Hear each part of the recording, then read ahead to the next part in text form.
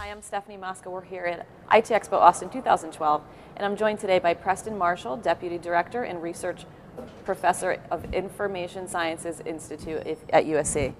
Thanks so much for being here today. Thank you for having me. So you're playing a pretty big role this week at the show. Why don't we talk a little bit about the federal spectrum study that you are basically representing? Well, we recently provided President Obama's study outlining new ways in which federal spectrum could be used to support innovation. Primarily, the spectrum dialogue has been focused on spectrum for wireless carriers and increasing cell phone capacity, and that's important. But we brought to Obama the opportunity to think about spectrum in terms of allowing more engagement by innovators. More companies developing new products that would be spectrum dependent, that really don't have a place in the spectrum today. I'm particularly excited to be invited to be ITEXPO because several of those areas are represented here. The Wi-Fi Summit, the Super Wi-Fi Summit is dealing with possible sharing of TV bands, which is a step towards sharing massive amounts of federal spectrum. Absolutely. The machine-to-machine world is really constrained by limited options for connectivity that shared spectrum from federal agencies could possibly provide. So these are the kind of companies that would bring innovations to this area and could really support a fundamental change in American spectrum policy to use it to accentuate innovation. So you talk about really, in terms of being a part of these events and meeting with these companies, you really reaching out to them to kind of get their feedback. How do you exactly do that? How do you approach them and really try to work with them in terms of this? Well, what we're here talking about is different business options. Everyone understands the cellular option. You pay so much per month, they big towers. But a lot of these other ideas haven't evolved yet. And so it's very hard to go to regulators, legislators, even the president, and say they should have a place at the table because they're really not sure who they are yet. Right. And so understanding the business opportunities as well as the technical ones. My specialty is technical. But to make that technology happen, it has to have a good home. It has to have business opportunities. It has to be something people are comfortable in investing in. And so developing that story is really important. And the kind of companies here are the people who have to help build that story. Agreed. And I mean, really, especially in the telecommunications industry and these particular markets that you reside in, you talk about innovation, and we need these companies to be innovative in order to move this industry forward. So how would you suggest to these companies that they really need to take what they're doing and make it innovative?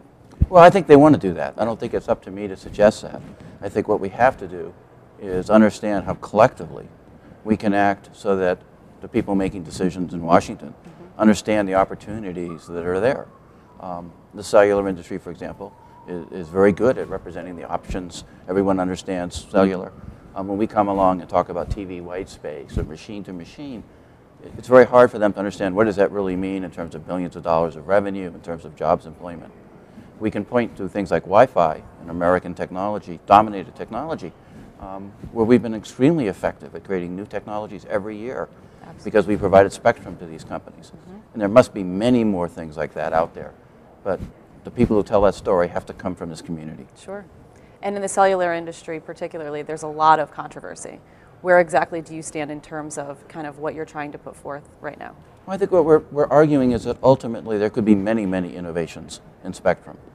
And because everyone understands cellular, it's really dominated the dialogue. And it's important that their needs be met. But there are a lot of other possible communities who could have needs met and could create even more innovation and more opportunity for Americans. Sure. What about the M2M space? I think M2M is a great space. It's going to grow. It's going to double every year. But it's really constrained by architectures and technologies that were built for telephone service. And when you walk through the exhibit area, all of these companies are trying to mold their product around these existing services. And I think there's an opportunity in the next few years to find whole new types of services that really fit their needs better. But it's got to be a joint effort between technologists, regulators, Congress. Sure. And to do that, we have to make a very effective case. So as I said before, you're playing a pretty big role at the show this week.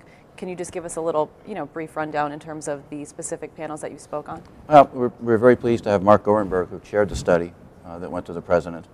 President's Council for Advisors in Science and Technology. And I think he spoke and he got people very engaged. I've been going around to many of the panels, going more specific about what the business plans might be and how we can bring the technology to bear that can let them invest and create new products.